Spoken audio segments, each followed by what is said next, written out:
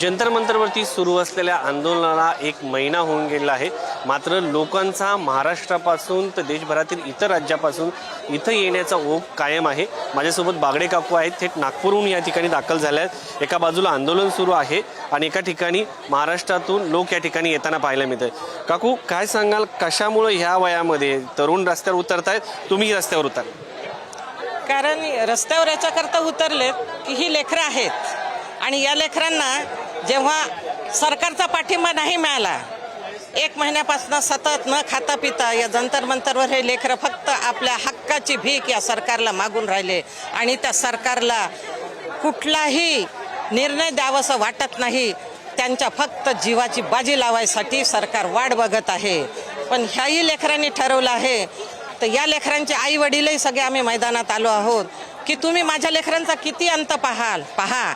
हे लेकरं शहीद होतील, पण आपल्या हक्कासाठी या जंतर मंतरवर असेच धरणं देऊ जोपर्यंत धर्मेंद्र प्रधानचा तुम्ही इस्तीफा देत नाही, त्याच्याबरोबर पंतप्रधान नरेंद्र मोदी जो मेन सूत्रधार आहे त्याचाही राजीनामा हे लेकरं घेत नाही, तोपर्यंत हे लेकरं या जंतर मंतरवरून उठणार नाही। असं 20 तारखेच्या आधी जो आपल्या पृष्ठमध्ये यांनी विनाकारण शांततेच्या मार्गाने फक्त पोरं चालले होते आणि काही न करता यांच्यावर जो लाठीचार्ज झाला, हे लाठीचार्ज करून सरकार या तरुणांना घाबरून पाहतंय। या तरुणांना त्याच्या आधी 1 महिन्याच्या आधी जेव्हा इथे बसले तर त्यांना हीच भीती होती, अरे ये बच्चे क्या है, ये कुछ नहीं कर सकते, ये तो सिर्फ बैठेंगे, कोई इसकी पार्टी नहीं है। अभिजीत दीपके क्या है, लेकिन उसके बाद में उनके अभिजीत दीपके के पीछे की जो पार्टी, जो बच्चे उसने देखा तो ये सरकार घबरा गई है और वो खुद नहीं कर सकती कुछ, तो पुलिस को आगे करके, पुलिस को ये आगे करके अपना बचाव करना चाहती है। सरकारबद्दल जी भीती लोकांच्या मनामध्ये आहे, सरकारबद्दल अलीकडच्या काळामध्ये अनेक लोक जेव्हा बोलतात त्याच्या घरी ईडी सीबीआयच्या साडी पडतात किंवा त्याच्या घरासंदर्भात नोटिसास येतात, असं वारंवार घडताना पाहायला मिळतं। ही भीती या आंदोलनातून कमी होईल असं वाटतं? नाही, आता या मुलांच्या जीवनाचा प्रश्न आहे। कारण नीटच्या 15 पासून जी नीट सुरू आहे, यांना 2-2 वर्षाचा गॅप आहे।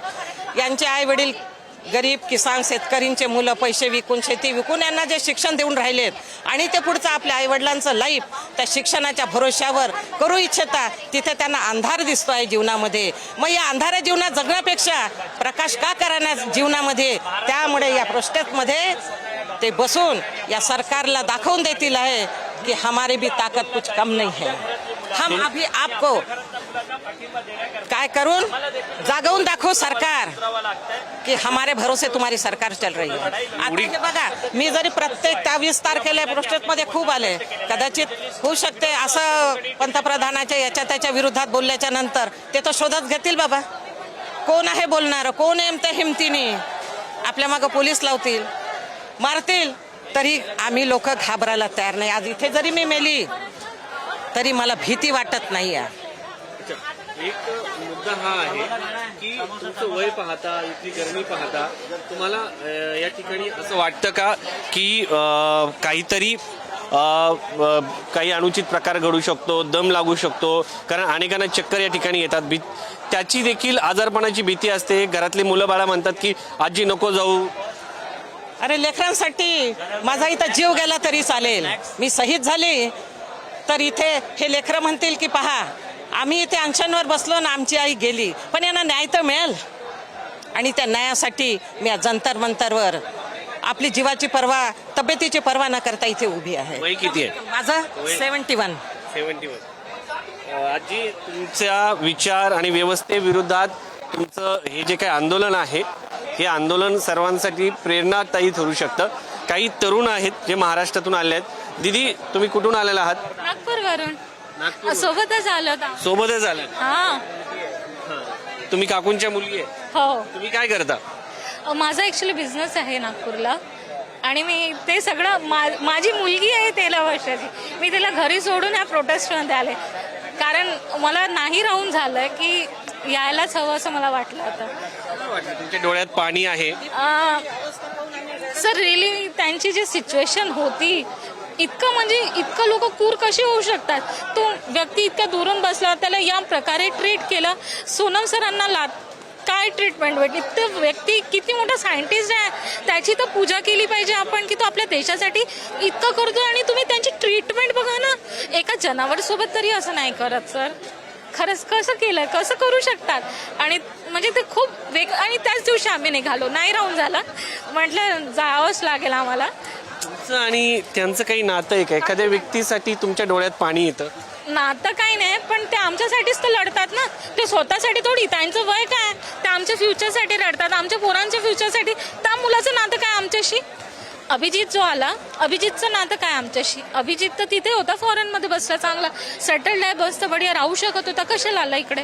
आणि इतकं मार खातोय, हे करतो तरी लोक प्लीज जागा. मी सांगते, अगर तुम्ही आता स्टँड नाही घेणार ना, समोरची जनरेशनला इतका त्रास, ते उद्या तुम्हाला क्वेश्चन करतील. मी तर माझ्या पोरीला सांगेल, बाई मी तुझ्या फ्युचरसाठी उभी गेली होती, मी गेली होती, तुम्ही काय सांगणार हे तुम्ही बघा, तुमच्या पोरांना काय सांगणार? कारण आपण इतकं दूर दूर जातो, तुम्ही सोशल मीडियात ॲक्टिव्ह होता, सगळे करता, पण एकही सर आजही माझे फ्रेंड्स सांगते सगळे टाकत आहेत पण याचे नाही टाकत. आणि मी याचं नेहमी बघते, मी टाकतो, मला कमेंट्स येतात यार ते तर स्वतःहून करत आहेत, म्हणजे हे तर पॉलिटिक्स आहे. म्हटलं तुम्ही थोडं विचार करा, आजही तुमच्या माइंडमध्ये काय टाकलेलं आहे. तुमच्या मुलीशी इथं आल्यानंतर काही बोलणं झालं?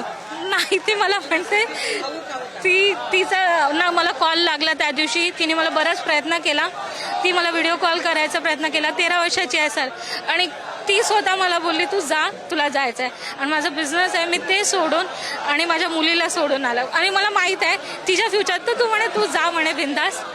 सरकारची भीती वाटत नाही?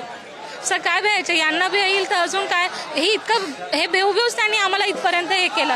आता नाही भ्यायचं, काही होईल तर बघू आम्ही, पण त्याचा सपोर्ट नाही सोडू. ताई तुम्ही कुठून आले? मैं पौंडीचेरी से आई हूँ. हाँ, और डॉक्टर हूँ मैं, फर्टिलिटी स्पेशलिस्ट हूँ, IVF स्पेशलिस्ट हूँ. बट ये सब देखकर मुझे लगा कि हम अंदर से वो होता है ना, इंसानियत एक ये होती है कि भाई इनके साथ खड़े रहने के लिए तो हमको जाना ही चाहिए. वो कहा जाता है ना, जब भी इतिहास लिखा जाता है ना, उसका साथ दो, क्योंकि अब कुछ बदलाव होने वाला है. और जब भी आप अच्छे बदलाव के लिए खड़े होते हैं ना, वो कहते हैं ना योर सोल, आपको अंदर से आपका कॉन्शियस जवाब देता है. कैसे हमारे बच्चे बहुत छोटे छोटे, हम अपने छोटे बच्चों को छोड़कर आए, बट पता है इन बच्चों में हम अपने बच्चों को देख रहे हैं, इसलिए आज खड़े, क्योंकि आज हम नहीं खड़े होंगे ना तो कल इनकी कंडीशन बहुत बुरी हो सकती है. और एग्जामिनेशन सिस्टम आपने देखा है बच्चों को पढ़ते हुए, मैंने नीट दिए हैं, मैंने 2-2, 3-3 नीट दिए, UG नीट दिए, PG नीट दिए, सुपर स्पेशलिटी नीट दिए, तो मुझे पता है 2 साल बच्चे सोते नहीं, जागते नहीं, कैसे पढ़ते हैं. आपने कभी पढ़ाई की 18 घंटे, 4 घंटे, 5 घंटे सो के एक दिन में 18 घंटे पढ़ाई की है, और उसके बाद आपको पता चला पेपर फूट गया है. पता है ये ऐसी क्या पोजीशन होगी कि बच्चों को सुसाइड करना पड़ गया. हमको शर्म आनी चाहिए कि हम आज ऐसे देश में कि हमारे बच्चे सुसाइड कर रहे हैं. हम इतने बैकवर्ड हो गए, हम कौन से सिद्धांत फॉलो करते हैं. तो please I have an appeal from the government कि अगर आप empathy, see, any government has to show compassion and empathy. Democracy is for the people and by the people, and so many things are there. We write everything in the constitution, let us just follow it. And I feel please stand with these kids and get them justice. They are not standing for anything wrong. उन्होंने लाठीचार्ज की, उन्होंने बंदूक उठाई, उन्होंने मारामारी की, पत्थर फेंके, नहीं फेंके, वो तो एक पीसफुल प्रोटेस्ट में खड़े हैं ना. बस आप उसका साथ दीजिए, यही बहुत है. Thank you. तर लोक त्यांच्या पुढच्या पिढ्यासाठी इथे आलेत आणि आम्ही तुमच्यासाठी इथे जंतर मंतरवरती पोहोचलो होतो हे सांगण्यासाठी लोक या ठिकाणी येत आहेत. व्हिडिओ जर्नलिस्ट सुरेश सावंतसह शिवाजी काळे, पुढारी न्यूज, दिल्ली.